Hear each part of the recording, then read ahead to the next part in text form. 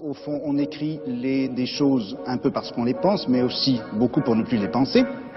Et puis ensuite... Vous voyez bien que c'est philosophe. Et puis ensuite, terminer un livre, c'est ne plus pouvoir le voir. Tant qu'on aime encore un petit peu son livre, on l'écrit.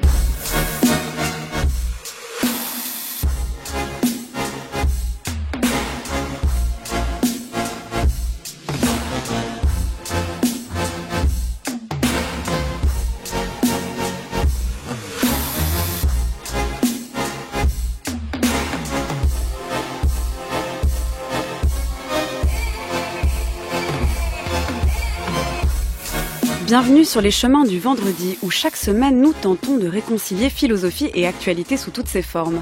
Problématiques du jour, personnalité et essais en tout genre, une autre manière de tendre le micro à la philosophie en train de se faire.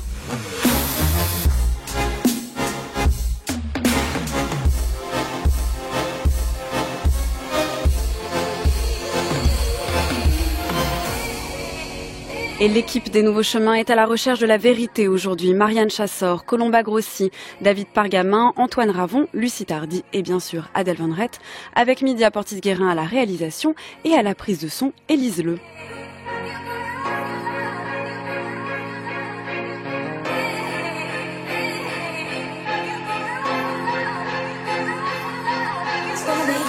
Nietzsche, au paragraphe 50 de son Antéchrist, disait ceci. Il a fallu s'arracher de haute lutte chaque pouce de vérité. Il a fallu lui sacrifier presque tout ce à quoi tient notre cœur, notre amour, notre confiance en la vie. Il y faut de la grandeur d'âme. Le service de la vérité est le service le plus exigeant. Être propre dans les choses de l'esprit, qu'est-ce que cela veut dire ? Cela veut dire être sévère pour ses inclinations, mépriser les beaux sentiments, faire de chaque oui, de chaque non, un cas de conscience.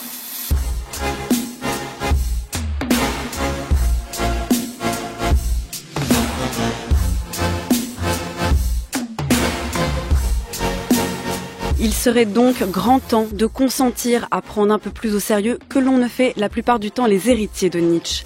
D'une part, le fait que sans une croyance fondamentale à la vérité, son entreprise pourrait difficilement avoir un sens, et d'autre part, le fait qu'il s'exprime comme quelqu'un pour qui il n'y a pas seulement des vérités, mais bel et bien des vérités que nous pouvons connaître et que nous avons réussi dans certains cas à connaître.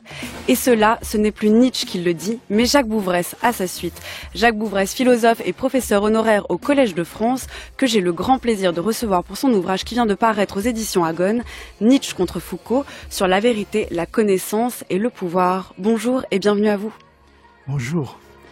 Je dirais que c'est là, à partir de l'asile, que m'est apparu un espèce de problème qui n'a pas cessé de me hanter, qui est, si vous voulez, le problème du pouvoir.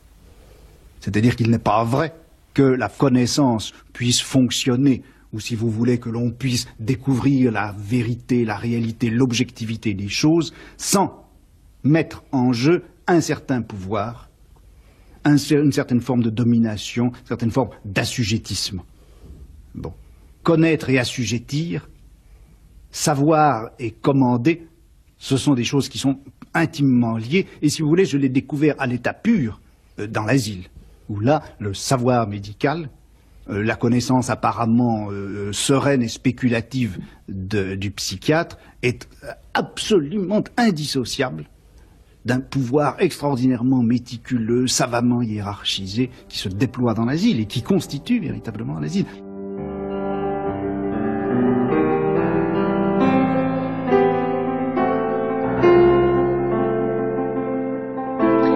Jacques Bouvresse, savoir et commander sont des choses intimement liées.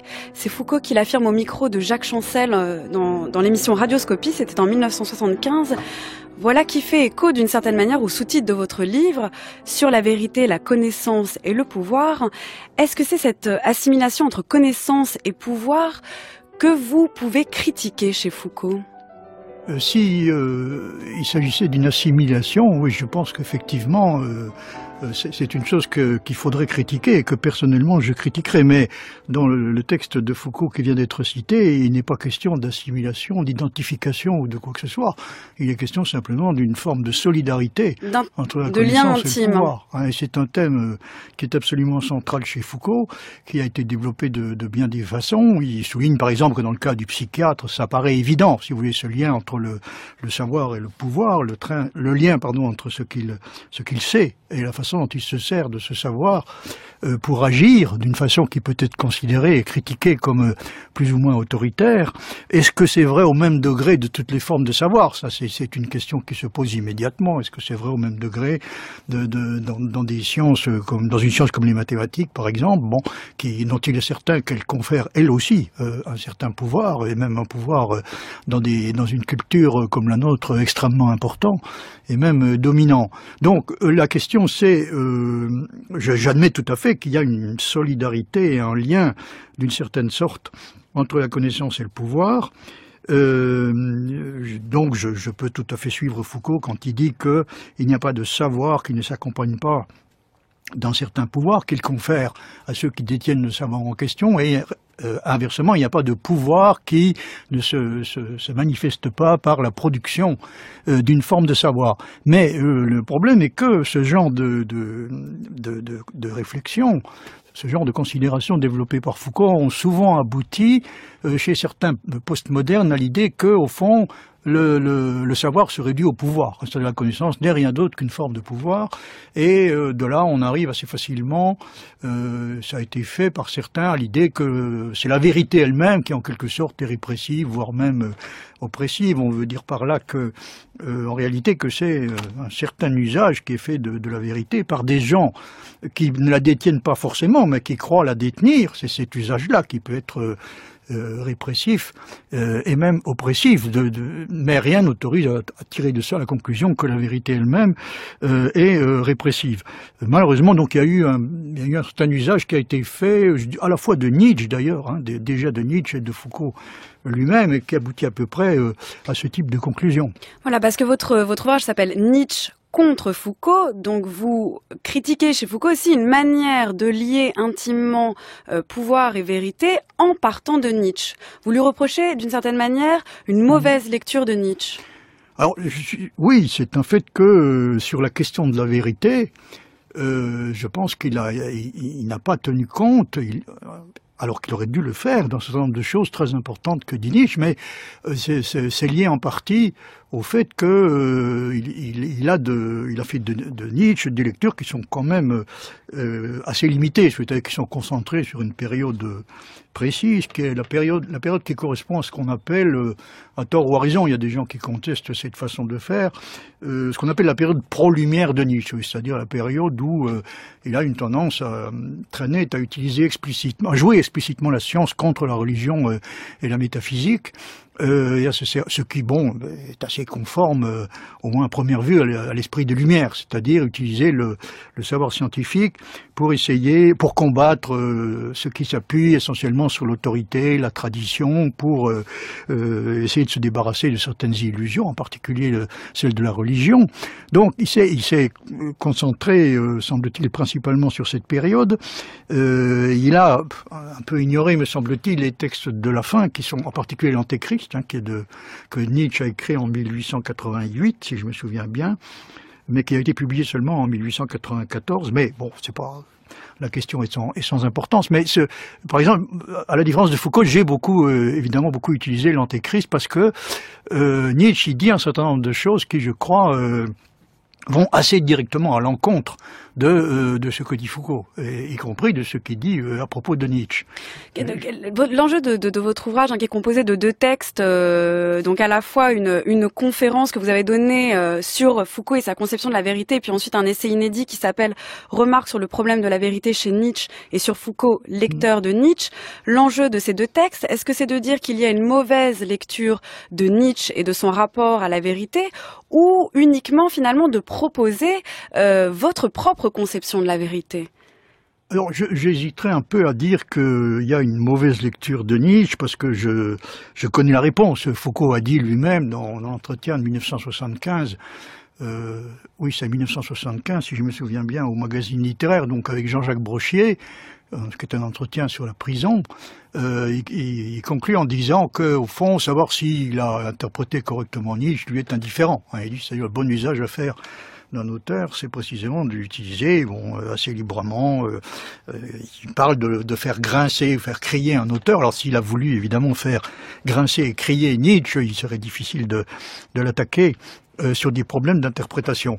Mais non, je pourrais dire plus modestement que j'essaie, avec beaucoup de difficultés, pratiquement depuis le milieu des années 60, de comprendre ce que Nietzsche veut dire exactement, notamment sur une question comme celle de la vérité.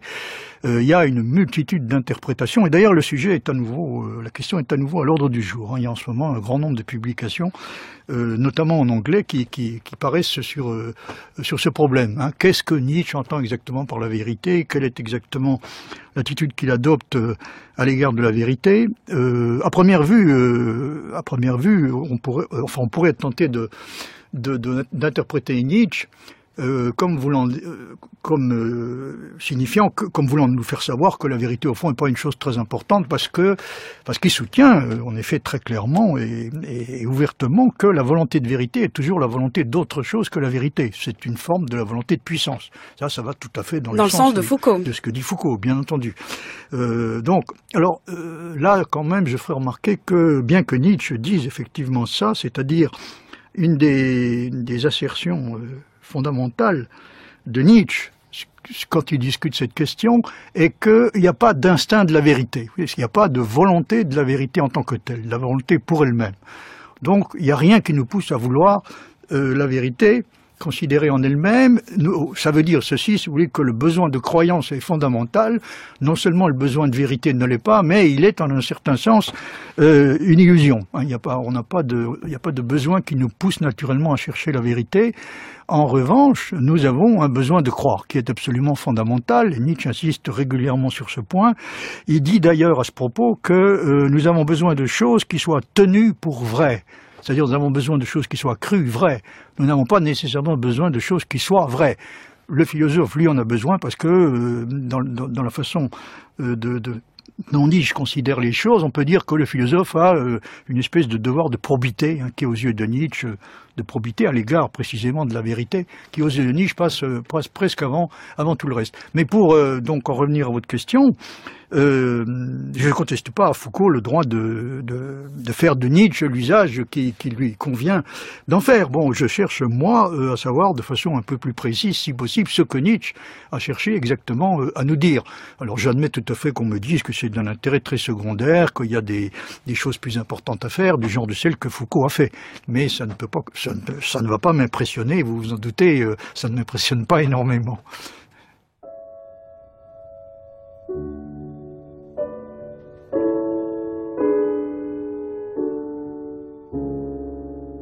On appelle esprit libre celui qui pense autrement qu'on ne s'y attend de sa part, en raison de son origine, de son milieu, de son état et de sa fonction, ou en raison des opinions régnantes de son temps. Il est l'exception. Les esprits asservis sont la règle. Ce que ceux-ci lui reprochent, c'est que ces libres principes, ou bien ont leur source dans le désir de surprendre, ou bien permettent même de conclure à des actes libres, c'est-à-dire de ceux qui sont inconciliables avec la morale asservie.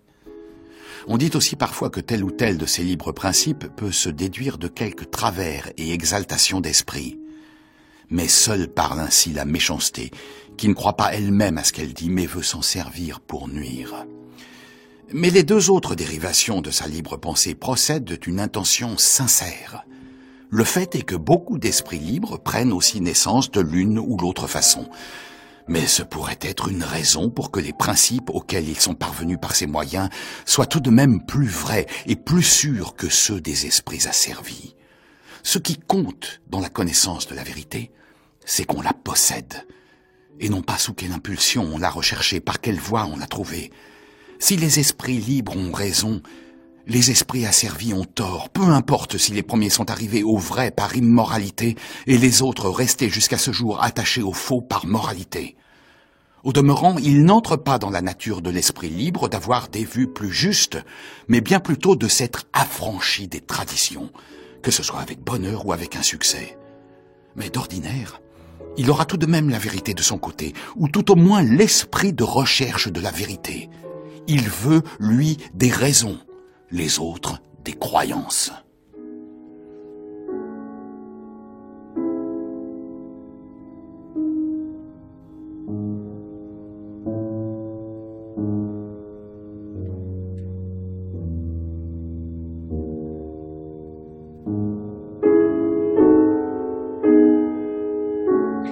Jacques Bouvresse, on vient d'entendre ce paragraphe magnifique, le paragraphe 225 de Humain trop humain de Nietzsche, interprété par notre comédien Vincent Schmitt. On y retrouve la distinction entre l'esprit libre et l'esprit asservi. On y retrouve de cette manière-là le lexique un petit peu foucaldien de la domination et de l'assujettissement. Mais on retrouve aussi ce que vous avez commencé à évoquer, à savoir la distinction entre la vérité d'un côté et la croyance de l'autre. En quoi cette distinction va de pair avec une forme de liberté ou d'asservissement, Jacques Bouvresse ? Je pense que il faut rappeler, mais j'ai fait il y a un instant, que ce texte donc est tiré d'Humain trop humain qui appartient précisément à ce que certains commentateurs de Nietzsche appellent la période pro-lumière, c'est-à-dire c'est la période au fond. Et il se comporte presque comme un rationaliste. Bon, à certains égards, il le fait à nouveau dans l'Antéchrist, mais je pense qu'on en parlera tout à l'heure. C'est-à-dire, l'esprit libre, c'est celui qui est capable de résister à l'emprise de l'autorité et de la tradition. Hein, c'est-à-dire de s'y opposer à l'aide d'un instrument qu'on est obligé d'appeler, faute de mieux, je suppose, la raison. Bon, même lui le fait à certains moments. Donc, on a le droit de poser des questions à propos de ces prétendues sources de connaissances que constituent l'autorité et la tradition. On a non seulement le droit de demander des raisons, mais on a même le devoir d'en demander, hein, de ne pas se satisfaire immédiatement, de ne pas céder immédiatement aux injonctions qu'elle formule à notre égard, c'est-à-dire à la façon dont elle s'efforce de réglementer ce que nous pensons et la façon dont nous agissons. Alors, ce qui est très important dans ce passage, enfin, ce qui pour moi est très important, c'est la façon dont Nietzsche souligne une chose qui, à ses yeux, a une grande importance, c'est que, j'ai rappelé il y a un instant que pour lui, il n'y a pas d'instinct. Il n'y a pas d'instinct de la vérité, il n'y a même pas non plus à proprement parler d'instinct de la connaissance. Donc, quand nous voulons la vérité, nous voulons toujours en réalité autre chose que la vérité. Nous pouvons par exemple vouloir des avantages de nature quelconque, notamment des avantages qui sont de l'ordre du pouvoir, le pouvoir que confère le fait de détenir quelque chose, qui n'est d'ailleurs peut-être pas forcément la vérité, mais en tout cas qu'on réussit à présenter comme étant la vérité. Donc ça présente un avantage. Donc il y a toujours ce que Nietzsche fait dans ce genre de passage et consiste au fond à produire une critique en règle de l'idée de la connaissance pure et désintéressée. Il n'y a jamais de connaissance pure et désintéressée, c'est-à-dire qu'il serait complètement affranchi de toute espèce de dépendance par rapport à des instincts de nature diverse. Donc il y a toujours la volonté instinctive de satisfaire des besoins et des intérêts plus ou moins immédiats qui est à l'œuvre dans la recherche de la connaissance. Ça vaut même pour une recherche aussi pure et désintéressée qu'on pourrait l'imaginer, comme la recherche philosophique. Elle est souvent présentée de cette façon. Donc Nietzsche considère que dans la quasi-totalité des cas, c'est une illusion complète, mais il n'empêche, et c'est lui-même qui le souligne, que malgré ça, la volonté de vérité, qui en réalité n'est pas la volonté de la vérité, peut quand même nous amener à découvrir bel et bien la vérité. C'est ce qui est dit à propos de l'esprit libre. L'esprit libre, c'est-à-dire affranchi de la dépendance par rapport à une autorité étrangère, en particulier par rapport à celle des conventions, des traditions, etc., des normes sociales. Même cet esprit-là est certainement motivé par des besoins et des intérêts de nature diverse. Il n'empêche, dit Nietzsche, qu'il a probablement plus de chance parce qu'il est animé davantage par quelque chose qu'on peut appeler l'esprit de la recherche. Il a plus de chance. C'est différent d'un instinct de la vérité. C'est pas un instinct au sens propre du terme, puisque pour Nietzsche il n'existe rien de tel. Donc c'est plutôt une discipline qui peut s'acquérir et que certains acquièrent à un degré plus ou moins élevé. Nietzsche est convaincu de l'avoir acquis en ce qui le concerne au plus haut degré. C'est clair qu'il se classe dans la catégorie des esprits libres par excellence. Il pense même qu'il n'y a pratiquement jamais eu dans l'histoire de la pensée d'esprits aussi libérés et aussi libres que lui. Bon, ce qui peut être lui-même quelque peu sur ce point victime d'une illusion, mais enfin c'est un point que nous pouvons laisser de côté. Mais en tout cas, vous voyez que on peut voir que Nietzsche dissocie clairement deux questions. La question de l'origine de la connaissance, la question, la connaissance peut tirer son origine d'impulsions et de motivations qui sont tout sauf pures et désintéressées.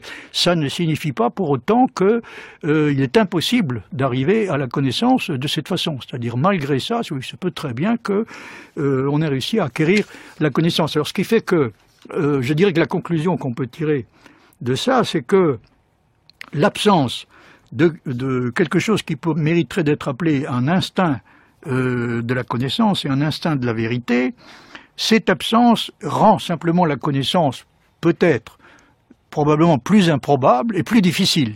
Ça ne la rend pas impossible. Ça ne veut pas dire que la connaissance se réduit à que l'acquisition de connaissance se réduit à une simple acquisition de pouvoir.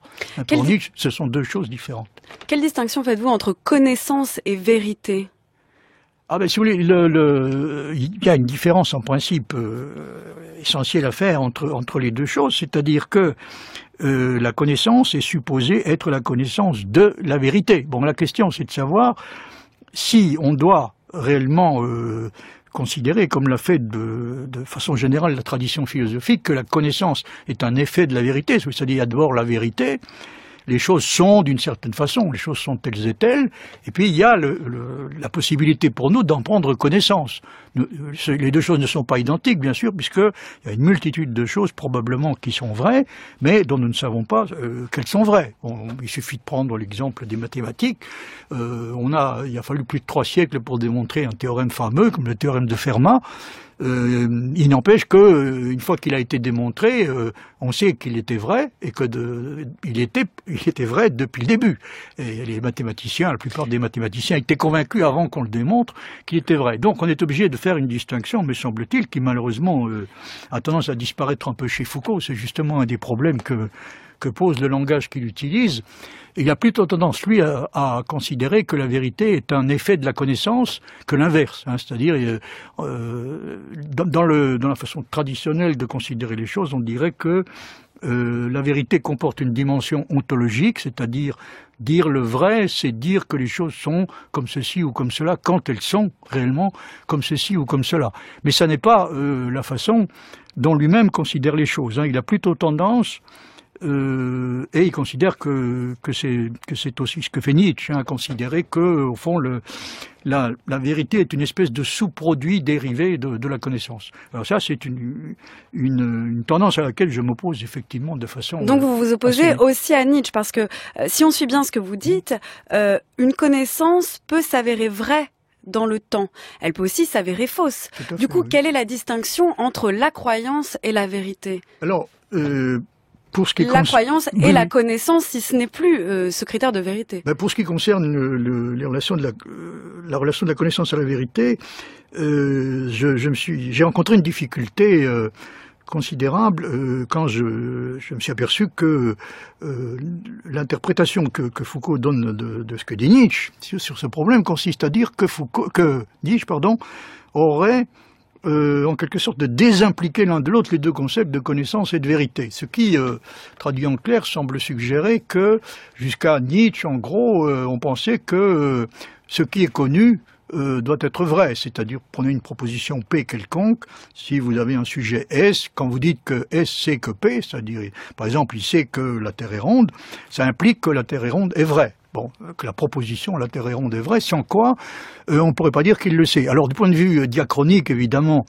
ça ne pose aucun problème, parce qu'on peut tout à fait dire que les Grecs croyaient savoir que la Terre est plate, mais nous savons, nous, qu'elle est ronde, mais on peut plus dire, à partir du moment où on sait que la Terre est ronde, comme nous sommes censés le savoir, on ne peut pas dire que les Grecs savaient au contraire de ce que nous savons nous, qu'elle est plate. On peut dire qu'ils croyaient qu'elle était plate et qu'ils croyaient savoir, avec probablement de bonnes raisons, parce que la croyance qu'ils avaient que la Terre est plate reposait probablement sur des raisons qui, pour l'époque, et compte tenu de ce qu'ils savaient par ailleurs, pour des raisons qui étaient tout à fait respectables et même déterminantes. Mais si vous voulez, il semble y avoir entre la connaissance et la vérité, un lien qui peut difficilement être aboli. Ce qui fait que j'ai du mal à comprendre cette idée que Foucault, cet exploit que Nietzsche aurait, selon Foucault, réalisé et qui aurait consisté à dissocier l'un de l'autre le concept de connaissance et le concept de vérité. Ça repose sur rien de plus extraordinaire qu'une analyse, si vous voulez, assez élémentaire des relations qui existent entre différents concepts, en l'occurrence entre le concept de connaissance et le concept de croyance, parce que je ne crois pas du tout qu'on puisse imposer une transformation aussi importante que celle qu'évoque Foucault au concept de connaissance sans bouleverser considérablement le système de relations qu'il y a entre la vérité d'un côté, entre la connaissance d'un côté et la croyance de l'autre, et probablement encore d'autres concepts. Donc on peut pas, c'est un des reproches que je ferai à Foucault, peut-être aussi, mais dans une moindre mesure à Nietzsche, on ne peut pas prendre un concept comme le concept de vérité et lui faire subir une transformation fondamentale sans regarder ce qui va en résulter quant aux relations que le concept considéré a avec d'autres concepts, également importants évidemment. Pourquoi tenez-vous tellement à ce concept de vérité et quel sens a-t-il pour vous? On a l'impression à vous entendre qu'il n'y a qu'une vérité qui irait de pair avec la connaissance et qu'on ne devrait surtout pas confondre avec la croyance qui serait fausse. Soit dit en passant, il y a des croyances qu'on tient, le fait qu'on croit vrai des choses ne nous empêche pas de vivre. Même on trouve ça chez Nietzsche d'ailleurs. Il dit que l'intellectuel a déjà produit des erreurs qui ne l'ont pas du tout empêché de prospérer et de prospérer dans l'histoire. Quel concept de vérité défendez-vous, Jacques Bouvresse? Mais je défends pas d'autre concept de vérité que le concept ordinaire, celui qui s'exprime dans la déclaration fameuse d'Aristote, dire de ce qui est qu'il est, c'est dire, et de ce qui n'est pas qu'il n'est pas, c'est dire le vrai. Autrement dit, je crois pas avoir besoin d'un concept de vérité particulièrement sophistiqué, qui serait un concept savant et philosophique de la vérité.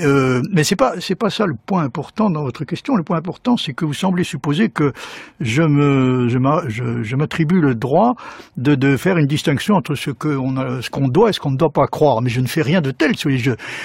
Ça, c'est une question qui est extrêmement importante et à laquelle j'admets que j'ai consacré une certaine attention, comme d'ailleurs tout philosophe le fait, mais ce qui à mes yeux est fondamental, c'est autre chose, c'est la nécessité de ne pas confondre ce qui est vrai avec ce qui est tenu pour vrai ou ce qui est cru vrai. Et ça, non pas parce que c'est quelque chose à quoi je tiens moi-même de façon un peu obsessionnelle, mais parce que c'est une chose sur laquelle Nietzsche insiste constamment. C'est-à-dire, il revient constamment sur cette obligation que nous avons de ne pas confondre ce qui est vrai avec ce qui est simplement cru vrai, qui peut être tout à fait faux.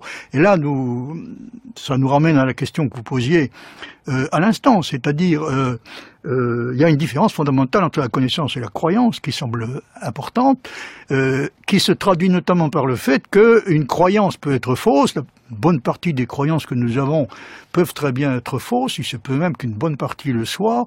Par exemple, Nietzsche pense que les croyances religieuses sont radicalement fausses, ce sont des illusions. Il n'est pas le seul à penser ça, il y a toute une série de penseurs de premier ordre qui ont soutenu ce genre d'idées. Par exemple, Bertrand Russell et Freud. Freud, dans L'avenir d'une illusion, soutient que les croyances religieuses sont des illusions, ce qui n'est pas tout à fait la même chose que des erreurs, soit dit en passant. Les illusions, si vous voulez, ce sont des choses que nous croyons parce que nous avons un besoin particulier qu'elles soient vraies. Ce qui ne veut pas dire automatiquement qu'elles sont fausses, parce que là on retombe un peu toujours sur le même problème. Il se peut que le besoin que nous avons que certaines choses soient vraies nous amène effectivement à croire qu'elles sont vraies. Il se peut que ça constitue même la seule raison de croire qu'elles sont vraies, et que malgré ça, elles soient bel et bien vraies. Donc une illusion, c'est pas tout à fait la même chose qu'une erreur. Enfin bon, ça c'est pour apporter une précision qui a son importance quand on essaie de comprendre exactement ce que Freud dit dans L'avenir d'une illusion. Mais je veux dire, je suis tout à fait d'accord avec vous quand vous dites, et Nietzsche est le premier à le souligner, que nous avons besoin à la fois de vérité et de croyances, évidemment. Il y a des croyances qui sont d'une importance absolument vitale, sans lesquelles nous ne pourrions tout simplement pas vivre. Et même Nietzsche, je l'ai dit aussi, je crois, tout à l'heure, Nietzsche soutient que le besoin de croyance est la seule chose, c'est la chose première, c'est la chose fondamentale. La question qui se pose ensuite est de savoir si nous n'avons pas en plus de ça une espèce d'obligation d'essayer de faire en sorte de n'avoir autant que possible que des croyances vraies, à supposer que ce soit possible, ou en tout cas de faire un effort, qui soit le plus honnête et le plus sérieux possible pour nous assurer que ce que nous croyons être vrai est réellement vrai.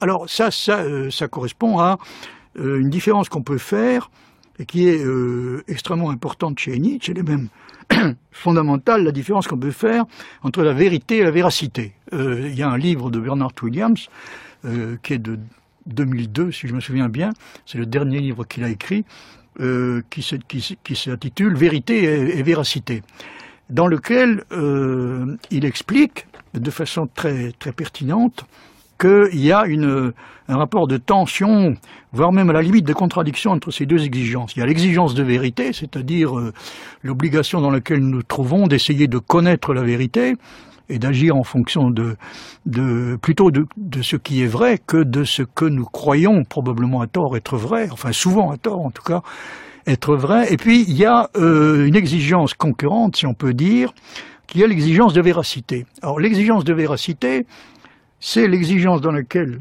nous nous trouvons, et alors pour Nietzsche c'est quelque chose d'absolument fondamental, de nous assurer que ce que nous croyons être vrai est vraiment, si l'on peut dire, vrai. Avec le risque de découvrir que ce n'est pas du tout le cas, donc d'être du coup dépossédé d'une croyance. D'où l'esprit libre qui s'oppose aux croyances. Voilà, alors effectivement, on arrive à un stade où l'exigence de véracité a pour effet de disqualifier un bon nombre de nos croyances, voire même à peu près toutes nos croyances, parce que il n'y a que très peu de croyances qui reposent sur des raisons qui pourraient être qualifiées de démonstratives. La plupart de nos croyances, ou bien ne reposent à peu près sur aucune raison, ou bien reposent sur des raisons qui, en tout état de cause, ne sont que partiellement concluantes, enfin, sont des raisons qui ne créent pas une obligation de croire. Donc, pour résumer, l'exigence de véracité peut être poussée tellement loin qu'elle finit par être fatale à la vérité. C'est-à-dire on finit par se retrouver dans une situation où on a l'impression qu'il n'y a aucune vérité possible, en tout cas aucune vérité connaissable pour nous. C'est-à-dire on ne peut jamais arriver jusqu'à la vérité. Et alors une bonne partie de ce que fait Nietzsche, je crois, peut se comprendre en fonction de cette tension extrêmement douloureuse qu'il y a entre d'un côté le besoin qu'on a d'accéder à des vérités et de l'autre le besoin de véracité.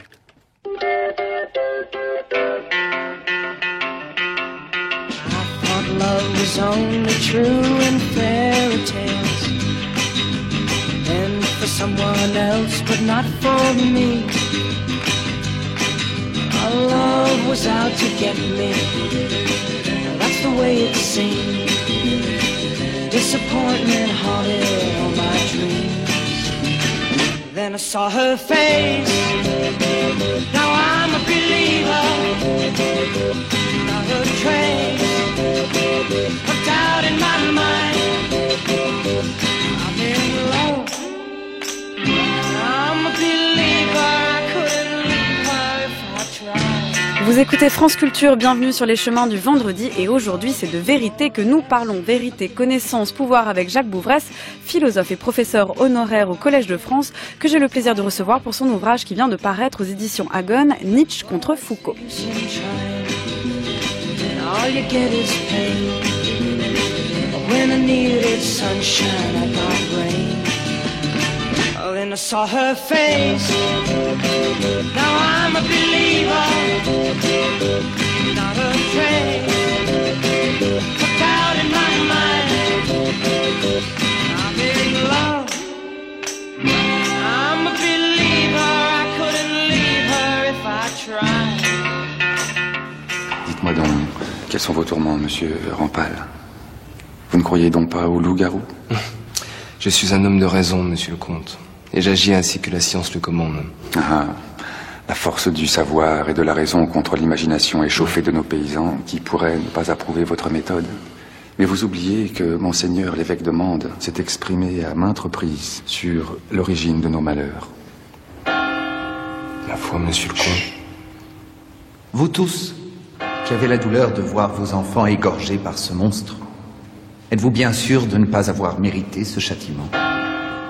Au lieu d'apprendre à vos enfants à rendre grâce à Dieu chaque jour et à considérer la pauvreté comme un trésor, vous leur enseignez la convoitise, l'orgueil, le mépris. Prions, mes frères, pour l'âme de notre Jeanne. La bête que Jeanne m'a décrite avant de mourir avait tout d'une créature de Satan. Sa taille, son pelage, le souffle vénéneux qui sortait de sa gueule monstrueuse. Oui, mes frères, Dieu nous met à l'épreuve. Les forces du mal se sont abattues sur notre province. Mais nous n'y céderons pas.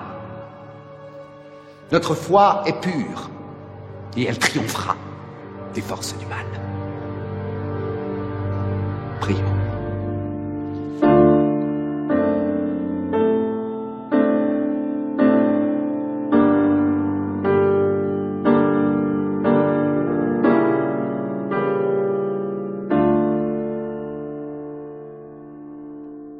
Il y a au fond du christianisme quelques finesses qui ressortissent à l'Orient.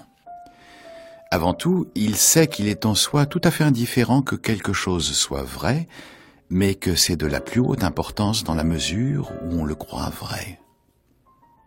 La vérité et la foi en la vérité de quelque chose, deux domaines d'intérêt tout à fait séparés, presque des domaines antithétiques.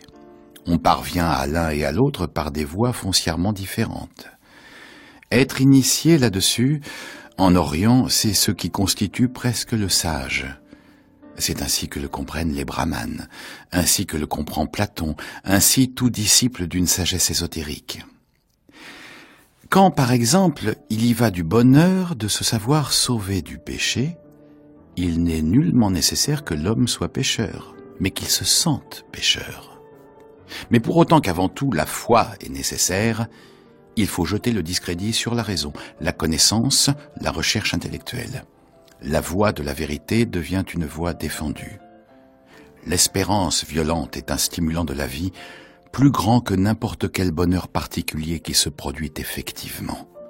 Il faut maintenir les souffrants par une espérance à laquelle on ne puisse opposer aucune réalité, qui ne puisse être anéantie par aucun accomplissement.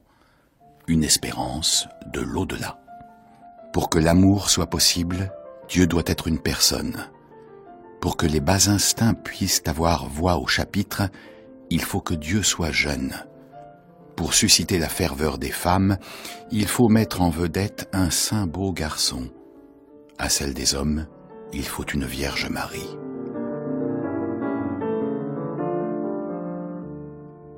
Jacques Bouvresse, on a entendu un extrait du film La Bête du Gévaudan de Patrick Volson. On y a entendu s'opposer deux réactions face au mystérieux cadavre retrouvé dépecé par une bête.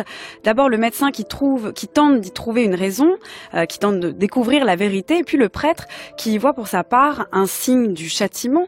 Et cela rejoint d'une certaine manière le sens du texte extrait de l'Antéchrist qu'on vient d'entendre, dans lequel Nietzsche dit que ce qui compte dans le christianisme, ce n'est pas que quelque chose soit vrai, mais qu'on le croit vrai. Finalement, Jacques Bouvresse, est-ce qu'on peut postuler aussi une certaine forme de plasticité de la vérité, à savoir ce qui est vrai, qui correspond à une chose et qui désigne un rapport de convenance, et ce qui est vrai, à savoir ce qui est tenu pour vrai, cru pour vrai finalement? Effectivement, il peut y avoir une tentation de se dire après tout, oui, est-ce que ce qui est vrai est tellement différent de ce qui est cru ou vrai, et là, ce qui est cru vrai, pardon. Et là, on débouche presque immédiatement sur la question de la relativité de la vérité, sur laquelle on peut évidemment être tenté de défendre des positions relativistes plus ou moins radicales, puisqu'il y a des gens qui considèrent que vrai, ça ne veut jamais dire que vrai pour telle ou telle espèce d'être humain, dans telle ou telle condition, à telle ou telle époque, etc. Bon, je pense qu'il serait pas très intéressant pour nous de nous lancer dans une discussion approfondie sur cette question du relativisme, mais ce qui est certain, c'est que Nietzsche lui-même tient particulièrement à cette distinction entre ce qui est vrai et ce qui est simplement tenu pour vrai ou cru vrai. En ce qui concerne la question de la croyance, alors il y a, à mon sens, la traduction française que vous avez utilisée parle de foi. Hein, je pense qu'il faudrait parler foi en la vérité. Oui, il faudrait parler de croyance. Plutôt, c'est plus général que ça. C'est-à-dire, ce que Nietzsche soutient, c'est que le chemin nous avons besoin de la croyance à la vérité. Nous avons un besoin beaucoup moins sensible et peut-être même inexistant de la vérité elle-même. Et il a cette formule qui est quand même très catégorique et très claire, c'est que le chemin qui mène à la vérité, le chemin qui mène à la croyance à la vérité, sont non seulement des chemins différents, mais ça peut même être à peu près des chemins opposés. C'est-à-dire, on peut très bien, par exemple, se dire que l'endoctrinement peut amener assez facilement à la croyance à la vérité, mais ça ne garantit en aucun cas qu'il va nous amener à la vérité. C'est même plutôt l'inverse qui se passe la plupart du temps. Alors là, nous touchons, enfin, ce dont il est question dans ce passage, est une question vraiment cruciale aux yeux de Nietzsche. Il l'avait d'ailleurs, il avait déjà fait cette distinction auparavant, mais il y insiste alors spécialement dans l'Antéchrist, la distinction donc entre le chemin qui conduit à la croyance et le chemin qui conduit à la vérité. Il a l'honnêteté de remarquer que le christianisme est tout à fait conscient de l'existence de cette différence et de l'importance qu'elle a, c'est-à-dire il n'accuse pas le christianisme d'avoir confondu purement et simplement la vérité avec la croyance à la vérité, simplement comme ce qui compte pour le christianisme et pour les religions en général, c'est tout de même bel et bien la croyance, puisque la vérité commence à compter réellement à partir du moment où elle est crue, c'est-à-dire à partir du moment où il y a des gens qui la croient. Mais alors Nietzsche insiste particulièrement dans l'Antéchrist sur le fait que ce qu'il appelle la preuve de force n'est pas une preuve de la vérité, c'est-à-dire on ne peut pas justifier la croyance et amener les gens à la partager en insistant essentiellement sur des avantages de nature diverse qui sont susceptibles de résulter de la croyance, en particulier le salut. Dans ce passage, ou immédiatement avant ou après, je ne sais plus, il explique que la preuve de force, c'est la preuve qui consiste à invoquer le salut comme une preuve de la force ou de l'efficacité de la religion, c'est-à-dire elle est en mesure de vous procurer le salut. Elle a les moyens de vous procurer le salut, par conséquent, elle est vraie.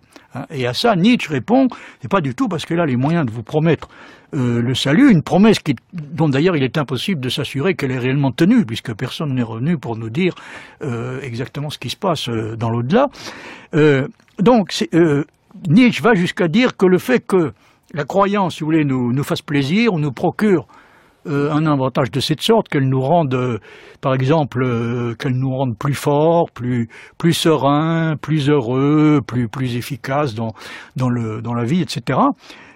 C'est pour lui plutôt un argument contre la religion, parce que même si la religion est en mesure de nous promettre tout ça, d'abord il faudrait pouvoir s'assurer qu'elle tient effectivement sa promesse, et puis ensuite, ça ne constituerait de toute façon pas une preuve. La preuve de la vérité doit être une preuve de la vérité elle-même, pas des avantages, pas de l'utilité, si vous voulez, ou du caractère agréable que peut comporter la croyance. Et ça, c'est assez étonnant, de voir Nietzsche insister à ce point sur cette distinction, parce que ça l'amène à dire, je crois que c'est dans l'Antéchrist qui dit que l'humanité en général veut des gestes, nous voulons des raisons. On retrouve cette idée qu'il faut être en mesure de produire des raisons, et on a le droit de demander aux gens qui affichent des croyances, par exemple des croyances religieuses d'une certaine sorte, on a le droit de leur demander, s'ils cherchent à nous convaincre plus ou moins d'adopter ce genre de croyances, on a le droit de leur demander des raisons. Et les raisons, ça veut dire des raisons, encore une fois, de la vérité. Si vous voulez, ils ont le droit de ne pas en donner en disant que c'est une croyance. Ils peuvent tout à fait ne pas en donner, mais du coup, nous sommes dispensés, si vous voulez, d'accorder, du point de vue de Nietzsche, d'accorder davantage d'attention à l'effort auquel ils sont en train de se livrer pour essayer de nous convaincre. Alors, j'ai insisté dans le livre, et j'y insiste à nouveau sur l'importance de cette distinction entre les deux espèces de preuves, la preuve de force et la preuve de vérité. Nietzsche, d'ailleurs, parle à un moment donné de ce qu'il appelle de ce qu'il considère comme une espèce de sous-espèce de la preuve par la force. Il appelle ça la preuve par le plaisir. Beweis aus der Lust. C'est-à-dire au lieu de dire, vous voyez, au lieu de dire la croyance vous procurera le salut dans l'autre monde, il y a quelque chose on peut dire quelque chose qui est peut-être plus plus immédiatement convaincant. La croyance dans ce monde-ci vous procurera le plaisir, ça vous rendra plus serein, plus détendu, plus joyeux, etc. Et ça aussi, c'est le contraire d'une preuve. Hein. C'est aux yeux de Nietzsche. C'est ce que dit Nietzsche. Parce que ça n'a rien à voir avec la question de la vérité. Une preuve de la vérité doit être réellement une preuve de quelque chose qui mérite d'être appelé la vérité. C'est pas une preuve de l'utilité de la croyance ou du côté satisfaisant ou agréable qu'elle peut procurer. Ah, donc la preuve par l'utile et l'agréable aux yeux de Nietzsche, c'est le contraire d'une preuve. Il dit d'ailleurs dans l'Antéchrist, c'est le paragraphe 50, la foi procure la félicité, par conséquent, elle ment. Oui. Le plaisir serait même un mensonge finalement. C'est pas le plaisir en lui-même, hein, c'est le. Mais disons que le plaisir serait une preuve. Vous avez retrouvé le passage auquel je pensais à l'instant. C'est plutôt à ses yeux quelque chose. Non seulement c'est pas quelque chose qui parle en faveur de la croyance, enfin, en tout cas de la vérité de la croyance, mais c'est presque le contraire parce que Nietzsche a une tendance, alors très très nette, ça apparaît dans de nombreux textes, à considérer que la vérité c'est à peu près toujours, ce n'est presque jamais quelque chose qui fait plaisir, c'est presque toujours le contraire. Et alors en quoi la vérité est-elle désirable ? Alors, pourquoi rechercher elle est justement la vérité ? Pas très désirable. Si vous voulez, il faut vraiment se contraindre et faire un effort parfois considérable sur soi-même pour réussir à atteindre la vérité, ou même simplement pour consentir à la chercher. Si vous me permettez, je voudrais juste citer citer deux passages courts qui s'ajoutent d'ailleurs à ce que vous avez lu tout à l'heure. Quelle dose de vérité un esprit sait-il supporter, sait-il risquer ? Voilà qui de plus en plus devint pour moi le critère des valeurs. L'erreur, la croyance en l'idéal n'est pas aveuglement, l'erreur est lâcheté. Chaque acquisition, chaque pas en avant dans la connaissance est la conséquence du courage, de la dureté envers soi-même, même de la probité envers soi. Et puis un autre passage très court. Quel homme a jamais exploré la route de la vérité dans les conditions où je l'ai fait jusqu'à présent, résistant et contredisant à tout ce qui satisfaisait mon sentiment spontané. Donc vous voyez, Nietzsche est persuadé que personne n'a été capable de consentir des sacrifices comparables à ceux qu'il a consentis lui-même pour se rapprocher de la vérité. Parce que c'est toujours extrêmement douloureux de se rapprocher de la vérité. Ce sont des extraits de Ecce Homo que vous venez de lire. Oui. Et effectivement, qu'est-ce qui pourrait motiver la recherche de la vérité ? Ça déjà, c'est une véritable question. Est-ce que ce n'est pas de l'ordre du plaisir, de l'utilité, de l'intérêt, de la volonté de puissance, même si ça rentre en compte ? Est-ce que véritablement on peut désirer la vérité ? Et puis d'autre part, est-ce que chez Nietzsche, l'esprit de recherche de la vérité, d'une vérité, en fait, n'est pas plutôt l'idée de recherche de plusieurs vérités. Il y a quand même chez lui la présence d'une conception de l'interprétation qu'il développe notamment dans le Gai Savoir, qu'on devrait articuler avec l'idée qu'il n'y a pas une vérité, mais plutôt des vérités. Et que en cela, en fait, il y a plusieurs manières d'approcher les choses qui ne sont pas effectivement, qui peuvent s'opposer et entrer en conflit. Alors il y a effectivement un problème de ce genre qui se pose, par exemple, quand on s'interroge sur le statut des vérités scientifiques, dont Nietzsche dit qu'au fond, les vérités scientifiques, ce ne sont jamais, dans le meilleur des cas, que des erreurs utiles. Hein. Ce sont des erreurs. La raison de ça, c'est que déjà au niveau de la perception, il se produit dans la connaissance, une espèce de falsification fondamentale de la réalité qui est de nature utilitaire, hein. C'est-à-dire nous avons besoin pour pouvoir subsister, pour que notre espèce puisse subsister, elle est obligée de consentir à accepter un certain nombre d'erreurs qui sont des erreurs qui résultent donc qui résulte principalement de la simplification. Hein. Ça a tendance à identifier ce qui est simplement ressemblant, voire même complètement différent, etc. Donc, le statut des vérités scientifiques ressemble assez fortement à celui d'erreurs qui sont biologiquement utiles, voire même indispensables. Mais pour pouvoir dire ça et présenter ça comme une vérité qu'on a soi-même découverte, hein, grâce à cet effort douloureux que Nietzsche décrit, il faut bien, effectivement, vous avez raison, disposer d'un concept de vérité qui ne peut pas se réduire à celui de simple erreur utile. Donc il est tout à fait probable que Nietzsche, Foucault aussi d'ailleurs, entre nous soit dit, utilise simultanément plusieurs concepts de vérité, dont un qui peut-être qu'on pourrait peut-être appeler le concept de la vérité philosophique, étant donné que c'est à la philosophie qu'en principe il incombe, si vous voulez, de faire ce genre de découvertes qui peuvent être plus ou moins désagréables, parce que par exemple, du coup, on peut avoir l'impression que le prestige de la science en prend un coup, si on peut s'exprimer de façon un peu vulgaire. C'est-à-dire qu'une bonne partie de ce que nous appelons communément la vérité risque de se trouver dépossédée en grande partie de son prestige, du fait de l'accès à une notion de vérité plus profonde, plus importante. Ce qui veut dire qu'il y a en effet probablement, on est probablement obligé d'admettre l'existence de plusieurs concepts de vérité qui sont utilisés simultanément. Je suis d'accord. Plusieurs concepts de vérité et puis aussi plusieurs approches d'un objet, plusieurs interprétations qui peuvent cohabiter. Par exemple, vous avez rapidement 1 minute pour répondre là-dessus, mais effectivement, on peut aussi admettre qu'un objet va recevoir plusieurs interprétations. Alors, il y a une question centrale dont il aurait fallu pouvoir parler beaucoup plus, c'est la question que pose ce qu'on appelle le perspectivisme nietzschéen, c'est-à-dire l'idée qu'effectivement nous n'entrons jamais en possession de l'objet lui-même, nous ne réussissons jamais à acquérir que des perspectives diverses sur l'objet en question, qui possèdent toute une certaine légitimité.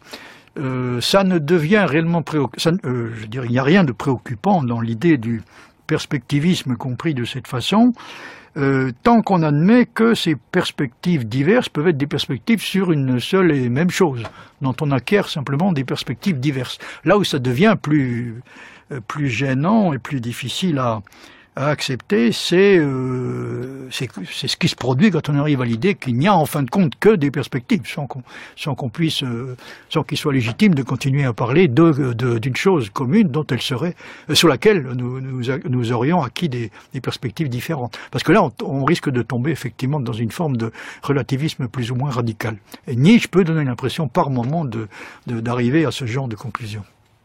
I'm sick and tired of hearing things from uptight, short-sighted, narrow-minded hypocrites. All I want is the truth. Just give me some truth. I've had enough of reading things by neurotic, psychotic, pig-headed politicians. All I want is the truth. Just give me some truth. No short-head, yellow-bellied son of tricky dick is gonna mother her but top so me but just a pocket full of hope. Money for dough, money for road.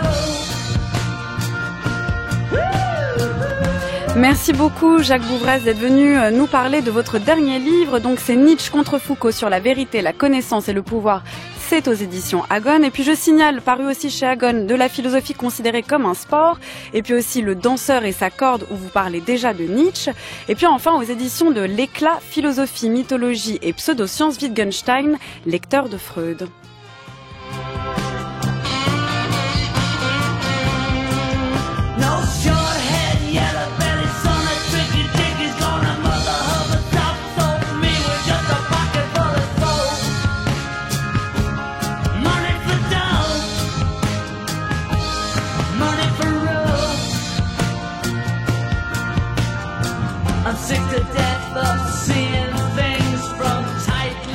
Et c'est la fin de cette semaine des Nouveaux Chemins, mais on se retrouve lundi pour une nouvelle série d'émissions. Et ce sera le philosophe Gilbert Simondon, de sa célèbre thèse complémentaire du mode d'existence des objets techniques à sa postérité, de l'individuation à l'imagination, qui sera à l'honneur. Mais si d'ici lundi vous souhaitez réécouter cette émission et toutes celles de cette semaine, eh bien rendez-vous sur le site de France Culture à la page des Nouveaux Chemins. Vous pourrez non seulement l'écouter en ligne, mais aussi la télécharger, la podcaster et aussi y trouver toutes les références bibliographiques et musicales du jour. Et puis rendez-vous sur les pages Facebook et Twitter des Nouveaux Chemins où toute l'équipe met en ligne l'émission du jour.